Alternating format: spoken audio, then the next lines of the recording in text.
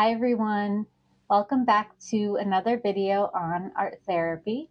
My name is Lauren Fallett and I work for Holistic Health Counseling Center. And for today's post, we're going to be talking about art materials, what you might encounter in an art therapy session.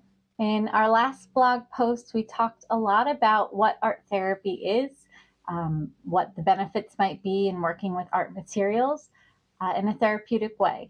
And for today, we're going to be talking about a main element of art therapy, which are the art materials. Just to review, in an art therapy session, you have the art therapist, you have the art making process, and the materials. And all of these components are really important to self-expression. So the materials in an art therapy session are really important.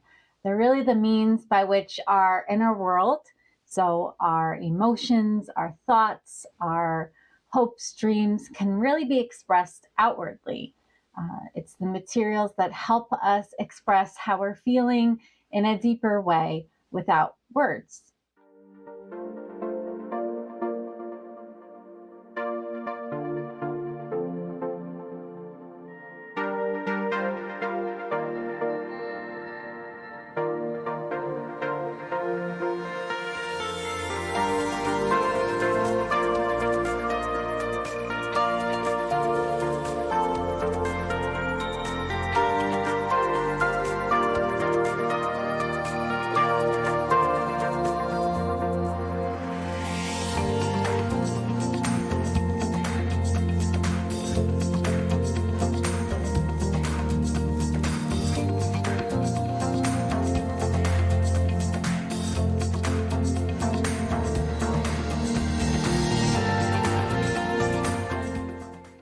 So when we talk about art materials in the art therapy world, sometimes we like to put them on a spectrum in order to understand how they work and what emotions they might elicit. So you might hear someone say that certain materials are more structured and certain materials are less structured. And what that really means is that certain materials can hold their form, hold their shape, and have more definition than materials that we might call less structured, which are more fluid, flowy, and tend to sort of change their appearance if you add different elements to them, like watercolors or paints. Often if you add more water or less water, that can adjust the fluidity and movement on your paper.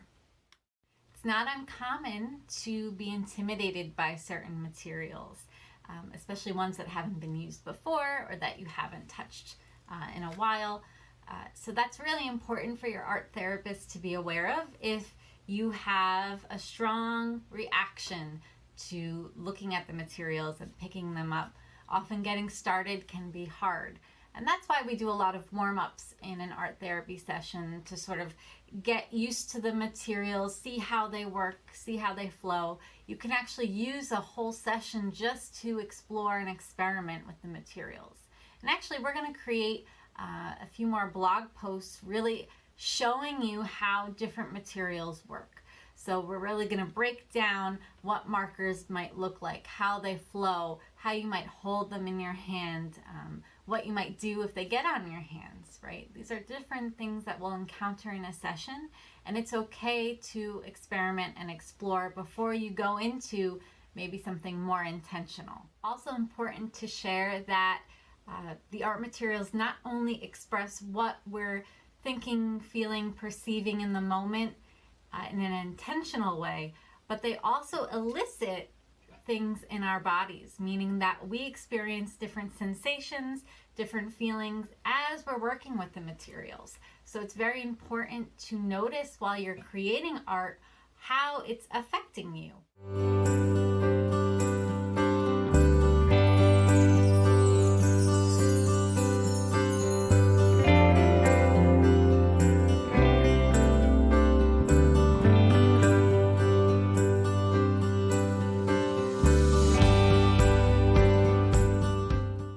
Might not be a right or wrong in choosing materials for an art therapy session.